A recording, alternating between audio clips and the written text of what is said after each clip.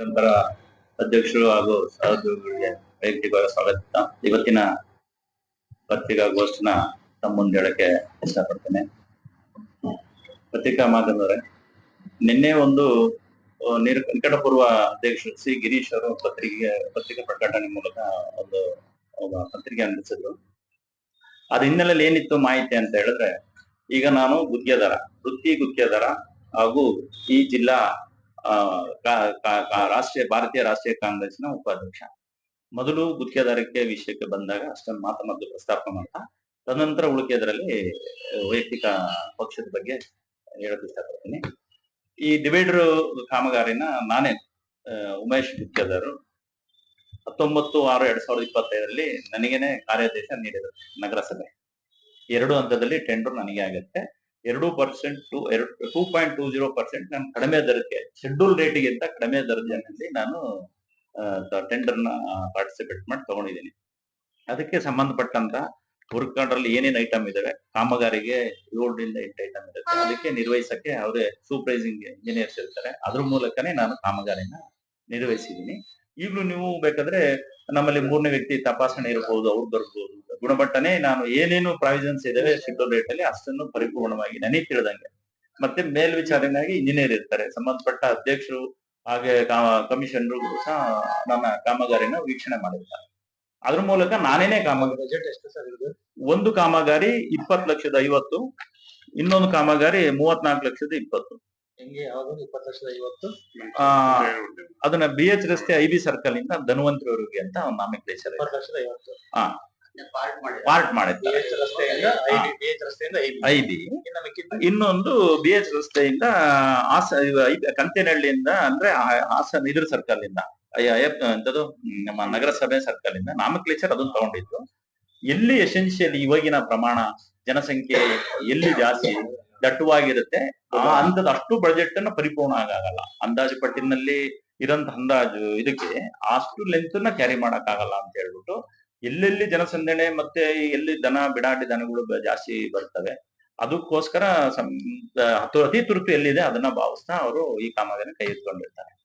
But ನನಗೆ ತಿಳಿದಂಗೆ ಗುಣಮಟ್ಟವಾಗಿ ನಿರ್ವಹಿಸಕ್ಕೆ ನಾನೇ ಎಲ್ಲ ನಿಂತು ಖುದ್ದು ಕಾಮಗಾರಿ ನಿರ್ವಹಿಸಿದೆ. ಅದ್ರಾಗ ಎಲ್ಲೋ ನಗರಸಭಾ ಅಧ್ಯಕ್ಷನ ಪಾಲ್ಗಾರಿಕೆ ಇದೆ, ನಗರಸಭಾ ಅಧ್ಯಕ್ಷ ಮಾಡ್ತಾ ಇರೋದು ಅಂತ ಹೇಳೋದು ಸಂಗತಿ ಸುಳ್ಳು. ಇದನ್ನ ಮೇಲ್ನೋಟಕ್ಕೆ ಅವ್ರು ಹೇಳಿದ್ರೆ ಯಾವ್ದಕ್ಕ ಗೊತ್ತಿಲ್ಲ, ಬಟ್ ಲಿಖಿತವಾಗಿ ನಾನೇ ಬಂದು ತಮ್ಮ ಮುಂದೆ ಘೋಷಣೆ ಮಾಡ್ತಾ ಇದ್ದೀನಿ. ತದನಂತರದಲ್ಲಿ ನಾಮಫಲಕಗಳನ್ನು ಸಹ ಇವತ್ತು ನಗರಸಭೆಯಲ್ಲಿ ಅತಿ ಹೆಚ್ಚಾಗಿ ಕೆಲವು ಜನಕ್ಕೆ ಮಾಹಿತಿ ಲಭ್ಯ ಇಲ್ಲದಕ್ಕೆ ಅವರು ಅಂತ ಒಂದು ಬುದ್ಧಿವಂತಿಕೆ ನಗರಸಭಾ ಅಧ್ಯಕ್ಷರು ಅವರ ಸದಸ್ಯಗಳ ವಿಶ್ವಾಸಕ್ಕೆಲ್ಲ ಗಳಿಸಿ ಅವರ ಒಂದು ಇದರಲ್ಲಿ ನಾಮಫಲಕಗಳನ್ನ ಮಾಡಬೇಕು ಅಂತ ಒಂದು ಕಾಮಗಾರಿನ ಕೈಗೆತ್ತಿಕೊಂಡಿದ್ದಾರೆ. ಇವರು MG ಲೋಕೇಶ್ ಅಂತ ಅವರೇ ಸಹ ಕಾಮಗಾರಿನ ನಿರ್ವಹಿಸಿರ್ತಾರೆ. ಅದರಲ್ಲಿ ಯಾವುದೇ ತರದಲ್ಲಿ ಸೆಮ್ಯುಲರ್ ಪಾತ್ರ ಖಂಡಿತ ಇಲ್ಲ. ಅವರ ದೂರದೃಷ್ಟಿ ಕೋನ ಬಹಳ ಚೆನ್ನಾಗಿದೆ. ಈ ಅರಸೀಕೆರೆಗೆ 3ನೇ ಬಾರಿ ಅಧ್ಯಕ್ಷ ಆಗಿರ್ಬೋದು. ಅವ್ರನ್ನ ನಾವು ಯಾಕೆ ಜಾಸ್ತಿ ಹೊಗಳ್ಬೇಕಾಗುತ್ತೆ ಈ ಸಂದರ್ಭದಲ್ಲಿ ಅಂದ್ರೆ, ಇವಂತ ಒಂದು ಪ್ರಾಜೆಕ್ಟ್ಗಳನ್ನ ಹಿಂದಿನ ನಿಕಟಪೂರ್ವ ಅಧ್ಯಕ್ಷರುಗಳು ಕಾಮಗಾರಿ ಕೈಗೆತ್ತಿಕೊಳ್ಳಕ್ ಆಗ್ಲಿಲ್ಲ. ಇವತ್ತು ಸ್ವಚ್ಛತೆಯಿಂದ ಹಿಡಿದು ಇವತ್ತು ಯಾವ ರೀತಿ ಮಾಡಬೇಕು, ಇವತ್ತು ನೀವೇ ನೋಡ್ಬೋದು ಅದರಿಂದ ಎಷ್ಟು ಒಳಿತಾಗಿದೆ. ದನಗಳು ಎಷ್ಟು ಒಂದು ಆಕ್ಸಿಡೆಂಟ್ ಆಯ್ತು, ಡಿವೈಡರ್ ಹಾಕೋದ್ರಿಂದ ಎಷ್ಟು ಜನಸಾಮಾನ್ಯರಿಗೆ ಒಳ್ಳೇದಾಗಿದೆ ಅನ್ನೋದು ಒಂದು. ಅವರು ಯಾವುದೇ ತರದಲ್ಲಾಗ್ಲಿ ಕಾಮಗಾರಿ ಕೈಗೊಳ್ಳಗೆ ನಮ್ಮಂತರ ವಿಶ್ವಾಸಕ್ಕೆ ನಾವು ಪಾರ್ಟಿ ಅದಂಗಿತ್ ಪಾರ್ಟಿ ಬೇರೆ ಇದ್ರು, ಬಟ್ ಎಲ್ಲೋ ಒಂದ್ ಕಡೆ ಕೂತಾಗ ವಿಶ್ವಾಸ ತಗೊಂತಾರೆ. ಬಟ್ ಎಲ್ಲೋ ಒಂದ್ ಕಡೆ ಕಾಮಗಾರಿಗಳನ್ನ ಇಂತ ಕಾಮಗಾರಿಗಳಿದೆ ಅಂತ ಗ್ರೂಪ್ ಅಲ್ಲಿ ಹಾಕಿ ಅವರೇ ಫಾರ್ವರ್ಡ್ ಕೊಡ್ತಾರೆ. ಎಲ್ಲೋ ಒಂದ್ ಕಡೆ ಮಾಹಿತಿಗಳನ್ನ ರವಾನೆನೂ ಮಾಡ್ತಾರೆ. ಸ್ವಾರ್ಥತೆ ದೃಷ್ಟಿಯಿಂದ ಮಾಡದೇ ಒಂದ್ ತಮ್ಮನು ಒಬ್ಬ ಕಾಂಟ್ರಾಕ್ಟ್ ಇದ್ದ ಎಲ್ಲಾ ಕಾಮಗಾರನ ಅವರೇ ನಿರ್ವಹಿಸಬಹುದಾಯ್ತು. ಯಾಕೆ ಎಲ್ಲೋ ಒಂದ್ ಕಡೆ ಅವೆಲ್ಲ ಬೇಡ ಅಂತ. ಇವತ್ತು ನಗರಸಭಾ ಅಧ್ಯಕ್ಷನ ನೋಡೋದಾದ್ರೆ ಸ್ವಂತ ಕಾರಲ್ಲಿ ಬರ್ತಾರ ಅವ್ರು. ಬೇಕಾದ್ರೆ ಬಳಸ್ಕೊಳಕ್ಕೆ ಸರ್ಕಾರದ ವಾಹನದ ವ್ಯವಸ್ಥೆ ಇದೆ, ಬಟ್ ಅವರ ದೊಡ್ಡತನ ಏನೋ ಬಟ್ ಅವರ ಯೋಚನೆ ಬಿಟ್ಟಿದ್ದು. ತದನಂತರದಲ್ಲಿ ಅಷ್ಟನ್ನ ನಾನು ಹೇಳಕ್ಕೆ ನನ್ನ ವೃತ್ತಿ ಗುತ್ತಿಗೆದಾರನಾಗ ಅಷ್ಟು ಹೇಳಕ್ ಇಷ್ಟಪಡ್ತೀನಿ. ಬಟ್ ಗುತ್ತಿಗೆದಾರ ಇನ್ನೊಬ್ರು MG ಲೋಕೇಶ್ ಅಂತ ಇದ್ದಾರೆ, ಅವರು ಸಹ ಕಾಮಗಾರಿನ ಅವರೇ ಪೂರ್ಣ ಪ್ರಮಾಣದಲ್ಲಿ ನಿರ್ವಹಿಸಿದ್ದಾರೆ. ಇದರಲ್ಲಿ ಯಾವುದೇ ತರದ ಅಧ್ಯಕ್ಷ ಪಾಲ್ಗಾರಿಕೆ ಇಲ್ಲ. ಇಂಥ ಆರೋಪಗಳನ್ನ ದಯಮಾಡಿ ನೀವು ಪ್ರಚೋದನೆಗೆ ಇಟ್ಟಿಸ್ಕೊಳ್ಳಕ್ಕೆ ಅದ್ರಲ್ಲಿ ತಗೊಳ್ಳೋದು ಅಪ್ರಸ್ತುತ ಅಂತ ನನ್ನ ಭಾವನೆ. ಮುಂದಿನ ದಿನಗಳಲ್ಲಿ ಒಳ್ಳೆ ವಿಷಯಗಳನ್ನ ಪ್ರಸ್ತಾಪ ಮಾಡಿ ಅದ್ರ ಬಗ್ಗೆ ಲಿಖಿತವಾಗಿರೋ ಮಾಹಿತಿ ಇದ್ರೆ ಬಂದು ಪ್ರಸ್ತಾಪ ಮಾಡಿ ಉತ್ತರ ನೀಡಿ ಅಂತ ಹೇಳಕ್ಕೆ ಇಷ್ಟಪಡ್ತೀನಿ. ಮಾಡಿಲ್ಲ.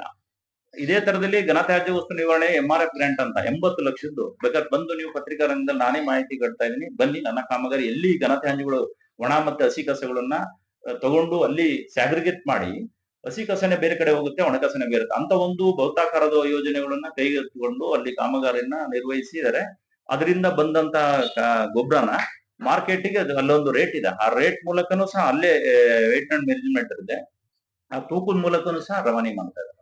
ಅಂತ ಯೋಜನೆಗಳನ್ನೆಲ್ಲ ಮಾಡ್ತಾ ಇದ್ದಾರೆ. ಈ ನಗರಸಭೆಗೆ ಸಂಬಂಧಪಟ್ಟಂತೆ ಒಳ್ಳೊಳ್ಳೆ ಯೋಜನೆಗಳನ್ನ ನಗರಸಭೆ ಅಧ್ಯಕ್ಷರು ಮಾಡ್ತಾ ಬಿಟ್ರೆ ಇದಕ್ಕೂ ಅದಕ್ಕೂ ಯಾವುದೇ ತರದ ಪಾಲುಗಾರಿಕೆ ಇಲ್ಲ ಅಂತ ತಮ್ಮ ಪತ್ರಿಕೆ ಅಷ್ಟ ಹೇಳಕ್ ಇಷ್ಟಪಡ್ತೀನಿ. ಯಾವುದೇ ತರದಲ್ಲಿ ಬೇರೆ ತರದ ಏನಿಲ್ಲ. ಟೆಂಡರ್ ನಿಯಮಾನುಸಾರ ಟೆಂಡರ್ ನನಗಾಗಿದೆ ಪಾರದರ್ಶಕತೆ, ಅದೇ ತರ ಕಾಮಗಾರಿನೂ ಸಹ ನಾನೇ ನಿರ್ವಹಿಸಿದ್ದೀನಿ. ಇದರಲ್ಲಿ ಯಾವುದೇ ತರದ ಸೆಮ್ಯುಲರ್ ಪಾತ್ರ ಇಲ್ಲ. ಆಮೇಲೆ ನಮಗೆ ಆದೇಶ ನೋಡಿ 6ನೇ ತಿಂಗಳಲ್ಲಿ ಕೊಟ್ಟರು, ನಾನು ಈಗ 9ನೇ ತಿಂಗಳ ಹತ್ರ ಇನ್ನೊಂದ್ 2-3 ದಿವಸದಲ್ಲಿ ಕಾಮಗಾರಿ ಪೂರ್ಣಗಳು. ಬಣ್ಣದ ಕಾಮಗಾರಿ ಮಾತ್ರ ಉಳ್ಕೊಂಡಿದೆ. 20,50,000 ಸರ್ 34,20,000 ನನ್ನ ಅಮೌಂಟ್ 20 2% ಇದು ಹೋಗಿ 28,98,000 ಬರುತ್ತೆ ಸರ್. ಅದು ಇನ್ಕ್ಲೂಡಿಂಗ್ GST ಬರುತ್ತೆ. ಅಲ್ಲ 20,50,000 ಇನ್ನೊಂದು ಸರ್ 34 ಅಂದಾಜು ಮೊತ್ತ ನನಗೆ ಕೊಟ್ಟಿರೋದು 28,98,159 ರೂಪಾಯಿ ನನ್ನ ಅಗ್ರಿಮೆಂಟ್ ಅಮೌಂಟ್. ಇದು ನಾಮಫಲಕಗಳು ಬಿಡಿಸಕ್ ನಿಮಗೆ ಕೊಟ್ಟಿರೋದು ಸರ್ ನನಗೆ ಇದು ಟೋಟಲ್ 25 ಲಕ್ಷ ಅಂದಾಜು ವೆಚ್ಚ. ನಾನು ಇದನ್ನ 25.10% ಬಿಲೋಗ್ ಹಾಕಿರೋದು. ಇದು ಅಲ್ಲಿಗೆ ನಮಗೆ 15,85,648 ರೂಪಾಯಿಗೆ ನಾನು ಅಗ್ರಿಮೆಂಟ್ ಮಾಡ್ತೀನಿ. 15 ಲಕ್ಷ. 15 ಲಕ್ಷ. ಹೌದು. ಎಲ್ಲ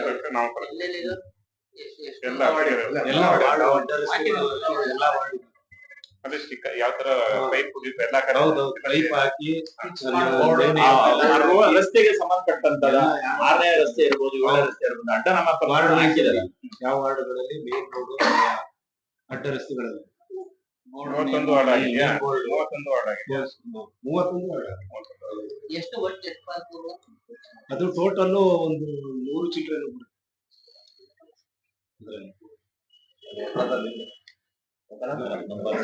ನಂಬರ್ಸ್ ಇಲ್ಲ.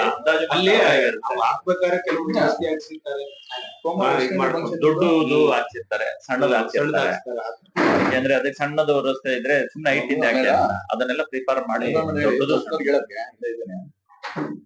ಉಪಾಧ್ಯಕ್ಷನಾಗಿ ಮತ್ತೊಮ್ಮೆ ಮನವಿ ಮಾಡ್ತಾ ಈ ಇಲ್ಲ ಸಲ್ಲದ ಆರೋಪಗಳನ್ನ ಬಿಡ್ಬೇಕು. ಈಗ ನಿನ್ನೆ ಕೂತಂತರು ಸುಮಾರು ಜನ ಎಲ್ಲ ಬಿಜೆಪಿ ಹಾಲಿ ಸದಸ್ಯರು, ಮಾಜಿ ಎಲ್ಲ ಸದಸ್ಯರು ಒಳಗೊಂಡಂತೆ ಒಂದು ಪತ್ರಿಕೆ ನೀಡ್ತಾರೆ. ಈಗ ಈ ತಾಲೂಕು ಶಾಂತಿಯುತವಾಗಿದೆ, ಪಟ್ಟಣದಲ್ಲೂ ಅಷ್ಟೇನೆ. ಒಬ್ರು ಮಾತಾಡ್ತಾರೆ ಸೆಮೂಲ ಆಟವು ಅರಸೀಕೆರೆ ಬಚಾವ್ ಅನ್ನೋ ಶಬ್ದನು ನೋಡ. ಬಟ್ ಹಿಂದೆನೆ ಈ ತಾಲೂಕಿನ ಜನ ಅವ್ರ ನಾಯಕನಿಗೆ ಆಲ್ರೆಡಿ ಅರಸೀಕೆರೆ ಸಂತೋಷನ ಬಚಾವ್ ಆಟವು ಎರಡೂ ಮುಗ್ದೋಗಿದೆ ಕಳೆದ ವಿಧಾನಸಭಾ ಚುನಾವಣೆ ಸಂದರ್ಭದಲ್ಲಿ. ಇನ್ನು ಅವ್ರನ್ನ ಹೊರತುಪಡಿಸಿ ಮಾತಾಡಬೇಕೆ ಬಿಟ್ರೆ ಸಂವಿಧಾನದ ಹಕ್ಕು ಸೆಮ್ಯೂಲನ್ನು ಕೊಟ್ಟಿದ್ದಾರೆ ಅನ್ನಕ್ಕಿಂತ ಭಾರತೀಯ ಪ್ರಜೆ ಅವರು ಈ ತಾಲೂಕಲ್ಲಿ ಅವ್ರದೇ ಆದಂತ ಮತದಾನ ಹಕ್ಕು, ತಂದೆ ತಾಯಿಗಳ 2-3 ಜನರೇಷನ್ ಸಹ ಇಲ್ಲೇ ಇರೋದು. ಅವ್ರು ನೀವು ಹಟಾವೋ ಬಚಾವೋ ಶಬ್ದ ಮೂಲಕ ಹೊರಗೆ ಹಾಕ್ತೀವಿ ಅನ್ನೋದು ಎಷ್ಟು ಮಟ್ಟಿಗೆ ನಿಮ್ಗೆ ಸಂವಿಧಾನ ಕೈ ಕೊಟ್ಕೊಳಕ್ ಆಗತ್ತಾ? ನಿಮ್ ಕೈಲಿ ಅಚ್ಚುಕಟ್ಟಕ್ ಆಗತ್ತಾ? ಯಾಕೆ ಈ ತರ ಒಂದು ಪ್ರಚೋದನಕಾರಿಗಳನ್ನ ನೀವು ಇಲ್ಲಿ ಬಂದು ಪತ್ರಿಕೆ ಮೂಲಕ ಜನಗಳಿಗೆ ಮಾಹಿತಿಗಳನ್ನ ಸುಳ್ಳು ತರದಲ್ಲಿ ಇಡ್ತೀರಾ? ಕಳ್ಸಕ್ ಆಗತ್ತಾ? ಸೆಮ್ಯೂಲನ್ನ ಹೊರಗಡೆ ಕಳ್ಸಕ್ ಆಗ್ತದ ಹೇಳಿ? ಜನತೆ ಅವ್ರ ನಾಯಕನೇ ಅಚ್ಚೆ ಕಟ್ಟಿ ಕಳ್ಸಿ ಆಯ್ತು ಕಳೆದ ವಿಧಾನಸಭೆ. ಇದಕ್ಕಿಂತ ಇನ್ನೇನ್ ಬೇಕು? ನೀವ್ ಯಾರನ್ನ ಹಟಾವೋ ಬಚಾವ ಮಾಡೋದನ್ನ ಆಲ್ರೆಡಿ ಈ ತಾಲೂಕಿನ ಜನ ಆಲ್ರೆಡಿ ಕಳ್ಸಿದ್ರೆ ಅವ್ನು ಉಳಿಸ್ಕೊತಿರೋ ಆಚೆಗೆ ಹೋಗೋದು ನೀವು ನೋಡ್ಕೊಳ್ಳಿ. ಬಸ್ ಸುಮ್ಕೆ ಯಾಕೆ ಈ ತರದ್ದೆಲ್ಲ ಪ್ರಚೋದನೆ ಮಾಡ್ತೀರಾ? ಇಲ್ಲ ಸಲ್ಲದ ಮತ್ತೊಮ್ಮೆ ಶಾಸಕರ ಮೇಲೆ ಆರೋಪ ಮಾಡೋದು, ಸೆಮ್ಯೂಲರ್ ಬಗ್ಗೆ ಮಾತಾಡ್ತೀರಾ. ಒಂದು ಹೆಣ್ಣನ್ನ ಇವತ್ತು ಭಾರತೀಯ ಸಂರಕ್ಷಣೆ ಇದರಲ್ಲಿ ಭಾರತೀಯ ಸಂವಿಧಾನದಲ್ಲಿ ಅವಳಿಗೆ ಆದಂತ ಹಕ್ಕು ಬಾಧ್ಯತೆ ಇರುತ್ತೆ. ಅವ್ರಿಗೆ 3 ತರಕಾರಿ ಬ್ಯಾಗ್ ತಗೊಂಡು ಹೋಗ್ತಾರೆ, 3 ಮನೆಗೆ ಹೋಗ್ತಾರೆ. ಯಾಕೆ ಈ ತರ ವೈಯಕ್ತಿಕಗಳನ್ನ ನಿಂದನೆ ಮಾಡ್ತಾ ಒಬ್ಬ ಸಮಾಜದಲ್ಲಿ ಇನ್ನೊಂದು ಹೆಣ್ಣು ಬಗ್ಗೆ ಹಗುರವಾಗಿ ಮಾತಾಡೋದು ಇಷ್ಟಪಡ್ತೀರಾ?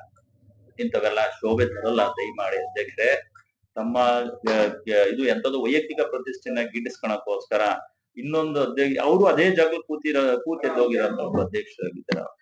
ಅವ್ನು ಹಂಗ್ ಮಾಡದ ಹಿಂಗ್ ಮಾಡದ ಅನ್ನೋದಿದ್ದ ಅವತ್ತಿನ ಇದ್ರಲ್ಲಿ ನೀವು ಸಹ ಇದ್ದಾಗ ಈ ತರದ ಆರೋಪ ಅಂತ ಒಂದು ಕಾಮಗಾರಿ ಕೈಗೆತ್ಕೋಬಹುದಾಯ್ತಲ್ಲ. ಇಂದ ಬರೋ ಈಗ ನಗರಸಭಾ ಅಧ್ಯಕ್ಷರಾಗಿ ಈಗ ಒಂದು ಸೆಮಿಯವರಿಗೆ ಒಳಗೊಂಡ ಯೋಜನೆಗಳು ನಿಮ್ಗೆ ಯಾಕೆ ಕೊಡಲಿಲ್ಲ ಸ್ವಾಮಿ? ಹಿಂದೆ ಅಧಿಕಾರ ಮಾಡಿದ್ರಲ್ಲ ಅಧ್ಯಕ್ಷರೇ.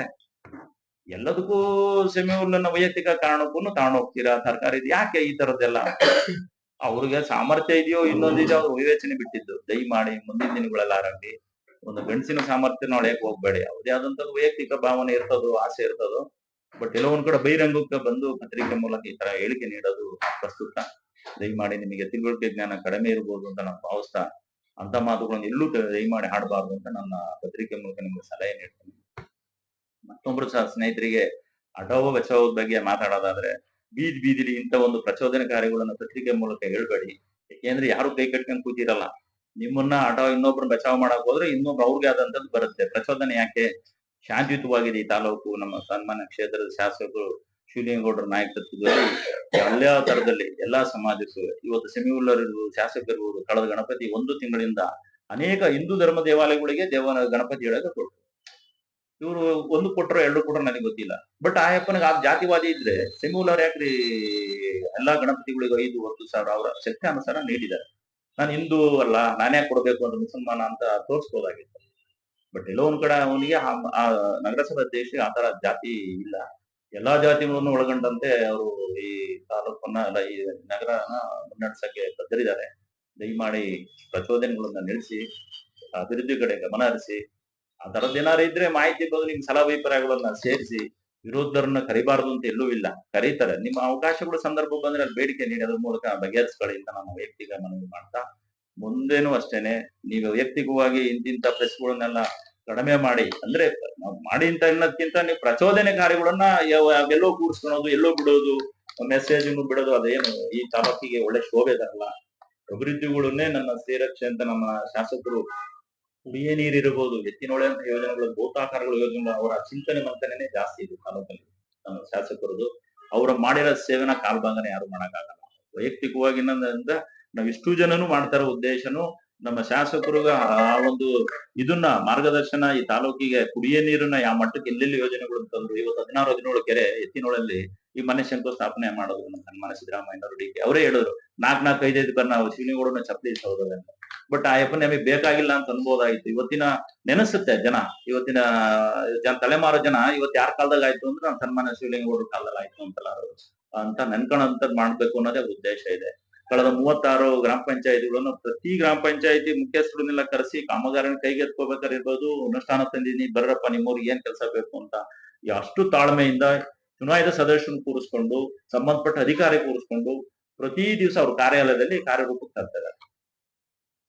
ಇಷ್ಟನ್ನ ತಮ್ಮನ್ನ ಹೇಳ್ತಾ ಉಳಿದು ನಮ್ಮ ಗ್ಯಾರಂಟಿ ಅಧ್ಯಕ್ಷರು ಮಾಹಿತಿನ ನೀಡ್ತಾರೆ.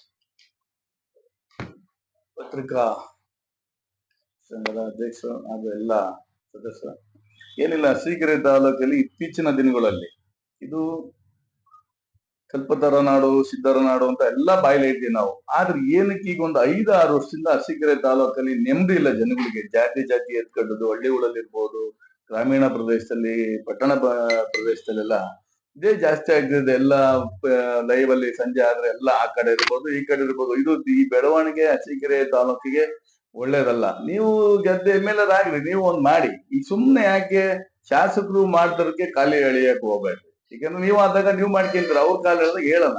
ಪ್ರಜಾಪ್ರಭುತ್ವ ವ್ಯವಸ್ಥೆಯಲ್ಲಿ ನೀವೇನ್ MLA ಆಗ್ಬಾರ್ದು ಅಂತ ಏನಿಲ್ವಲ್ಲ, ಆದಾಗ ಮಾತಾಡಿ. ಅದ್ ಬಿಟ್ಬಿಡು ಸುಮ್ನೆ ಎಂದೋ MLA ಆಗಕ್ಕೆ ಎಂದಿಗೋ ಕನ್ಸು ಕಟ್ಕೊಂಡು ತಾವುಗಳು ಈ ತರ ಸ್ಟೇಟ್ಮೆಂಟ್ಗಳು ಕೊಡ್ಸೋದು, ನೀವು ಕೊಟ್ರಿಂದ ನಾವು ಕೊಡೋದು, ನಾವು ಕೊಟ್ರಿಂದ ನೀವು ಕೊಟ್ಟು ಏನಾಗುತ್ತೆ ಅಂದ್ರೆ ಇವ್ರಿಗೆಲ್ಲ ನಡ್ಕೊಂಡು ಮಕ್ಕಳು ಬಡವ ಆದ ಅನ್ನಂಗೆ ಅರಸೀಕೆರೆ ತಾಲೂಕು ಅಭಿವೃದ್ಧಿಗೆ ಕುಂಠಿತ ಆಗುತ್ತೆ. ಅದಾಗಬಾರ್ದು ಅನ್ನೋ ನಮ್ಮ ಬಯಕೆ. ಮುಂದಿನ ದಿನಗಳಿಗೆ ಇದು ಅರಸೀಕೆರೆ ತಾಲೂಕು ಅಭಿವೃದ್ಧಿ ಆಗ್ತಾ ಇದೆ. ಆಯಕವೇ ಕೈಲಾಸ ಅಂತ ಹೇಳಿ ಸನ್ಮಾನ್ಯ ಶಾಸಕರು ಅವತ್ತಿಂದ ಇವತ್ತಿನವರೆಗೆ ನಿರಂತರವಾಗಿ ಅವ್ರು ಕೆಲಸ ಮಾಡ್ಕೊಂಡ್ ಬಂದಿರ ದಾಖಲೆಗಳು ಇದಾವೆ. ವಿಧಾನಸೌಧದ ದಾಖಲೆ ಇದಾವೆ, ತಾಲೂಕಲ್ಲಿ ಅಭಿವೃದ್ಧಿ ಆಗಿರೋ ಕೆಲಸಗಳು ದಾಖಲೆ ಇದೆ. ಅದರಿಂದ ನಿಮ್ಮ ಈ ಒಂದು ಇದನ್ನ ನಿಲ್ಸಿ, ಈ ಒಂದು ಪ್ರಚೋದನಕಾರಿ ಹೇಳಿಕೆಗಳನ್ನ ನಿಲ್ಸಿ, ತಾಲೂಕು ಅಭಿವೃದ್ಧಿಗೆ ನೀವು ಕೈ ಜೋಡಿಸಿ. ಯಾರೇನ್ ಬೇಡ ಅನ್ನಲ್ಲ. ಅದರಿಂದ ವಿನಾಕಾರಣ ಸುಮ್ನೆ ಶಾಸಕರ ಮೇಲೆ, ನಗರಸಭೆ ಅಧ್ಯಕ್ಷರ ಮೇಲೆ ಇವೆಲ್ಲ ದೂರದ ಬೇಡ. ಅರಸೀಕೆರೆ ತಾಲೂಕು ಶಾಂತಿಯುತವಾಗಿ ಇರಬೇಕು. ಚುನಾವಣೆ ಬಂದಾಗ ಚುನಾವಣೆ ಮಾಡೋಣ. ಚುನಾವಣೆ ಬರುತ್ತೆ. ಪ್ರಜಾಪ್ರಭುತ್ವ ವ್ಯವಸ್ಥೆಯಲ್ಲಿ ನಿಮಗೂ ಅವಕಾಶ ಇತ್ತು, ಜನ ನಿಮಗೂ ಇಷ್ಟು ಓಟ್ ಕೊಟ್ಟರಿಂದ ನೀವು ಈ ತರ ಹೇಳಿಕೆ ಕೊಟ್ಟು ತಿರಸ್ಕಾರ ಮಾಡ್ದಂಗಾಗುತ್ತೆ. ಜನಕ್ಕೆ ಎಲ್ಲೋ ನಿಮ್ ಮೇಲೆ ಹೌದಲ್ವಾ, ಈ ತರ ಇವ್ರಿಗೆ ಓಟ್ ಕೊಟ್ಟಿದ್ರೆ ನಮ್ಗೆ ಇದಾಗದಲ್ವಾ, ಒಳ್ಳೇದೇ ಆಯ್ತು ಅನ್ನೋ ಒಂದು ಮನೋಭಾವ ಬರ್ತಾ ಇದೆ. ಅದು ಬರಬಾರ್ದು ಅಂದ್ರೆ ನೀವು ಗಂಭೀರವಾಗಿ ಯಾವ ಅಭಿವೃದ್ಧಿ ಕೆಲಸನ ಅಭಿವೃದ್ಧಿ ಮಾಡಿದಾರೆ ಅಂದ್ರೆ ನಿಮಗೆ ವಿರೋಧ ಪಕ್ಷರಿಗೆ ನಮಗೆ ದೂರಕ್ಕೆ ಒಂದಿರುತ್ತೆ. ಹಂಗಂತೇಳಿ ಯಾವ್ಯಾವ್ದೋ ದೂರಕ್ಕೆ ಹೋಗ್ಬೇಡಿ ಅನ್ನೋದು ನನ್ನ ಒಂದು ಬಯಕೆ. ಮುಂದಿನ ದಿನಗಳಲ್ಲಿ ಇವೆಲ್ಲ ನಿಲ್ಲಿಸ್ಬೇಕು. ಜಾತಿಗಳನ್ನ ಎತ್ಕಟ್ಟೋದೆಲ್ಲ ನಿಲ್ಲಿಸ್ಬೇಕು ಅನ್ನೋದೇ ಇದು ಬೆಳವಣಿಗೆ ಆಗ್ಬಾರ್ದು ಅರಸೀಕೆರೆ ತಾಲೂಕಲ್ಲಿ ಅನ್ನೋದು ನಮ್ಮ ಒಂದು ಬಯಕೆ ಇದೆ. ತಾಲೂಕ್ ಜನದ್ದು ಏನು ಸಿದ್ದರನಾಡು ಈ ನಾಡು ಶಾಂತಿಯುತವಾಗಿ ಇರ್ಲಿ ಅಂತ ಹೇಳಿ ಈ ಬಯಸ್ತಾ ಮುಂದಿನ ದಿನಗಳಲ್ಲಿ ಹೇಳಿಕೆ ಕೊಡಕ್ ಹೋಗ್ಬೇಡಿ. ಯಾವುದೇ ಒಂದು ಹೇಳಿಕೆ ಕೊಡ್ಬೇಕಾದ್ರೆ ಅದ್ ಹಿಂದೆ ಮುಂದೆ ಆಜು ಬಾಜುನ ಯೋಚನೆ ಮಾಡಿ ಹೇಳಿಕೆ ಕೊಡಿಂದ ಪತ್ರಿಕಾ ಮಾಧ್ಯಮದ ಮುಖಾಂತರ ನಾವು ನಿಮ್ಗೆ ತಿಳಿಸ್ತಾ ಇದ್ದೀವಿ.